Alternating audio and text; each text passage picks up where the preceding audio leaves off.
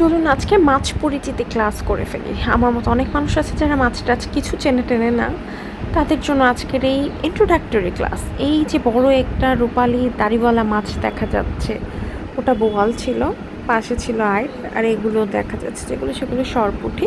আর এইরকম কাঠ ঠোকরার মতো ঠোঁটগুলা মাছগুলোর নাম কাইক্কা মাছ বলে। কাইক্কা কাকিলা এক এক জায়গায় এক এক নাম বলে, বাট মেইন ফর্ম কাইক্কা মাছ। কই মাছ উপরে, তার পাশে আছে শিং মাছ। এই যে কালো কালো যেটা একদম কালো সেটা হচ্ছে শিং মাছ। আর এই মাছটা হচ্ছে টাটকিনি মাছ, যে মাছটা রূপালি রূপালি। আর ওই পাশে আমরা একটা মাছ দেখবো হলুদ হলুদ, ওই মাছটা হচ্ছে বাটা মাছ।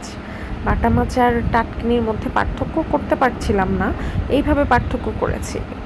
গুগল সার্চ না করে দেখে দেখে চিনেছি যে বাটা মাছ হচ্ছে একটু বড়, যে হলুদ হলুদটা, আর টাটকিনি হচ্ছে রূপালিটা। এইটা হচ্ছে আইড় মাছের মাথাটা চোখা থাকে, বোয়াল মাছের মাথাটা একটু ওরকম।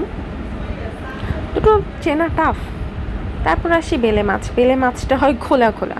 আমার জন্য আমি এইভাবে চিনি যে বেলে মাছ হবে এরকম চোখ খোলা খোলা, এইরকম আকৃতি, তিন আকৃতির হয়ে থাকে এরা, বড় মাঝারি ছোট।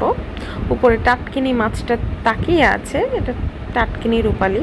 মলা মাছটা আমরা মনে হয় কম বেশি আমরা সবাইকে ছোট মাছ হিসেবে চিনি, বাট ছোট মাছের মধ্যে হচ্ছে হাজার হাজার প্রকারভেদ আছে, সেটা চেনা মুশকিল। উপরে টাকি মাছ উল্টিয়ে পড়ে আছে, এটা বেশিরভাগ সময় জ্যান্ত বা জীবিত থাকে এই মাছটা, টাকি মাছটা।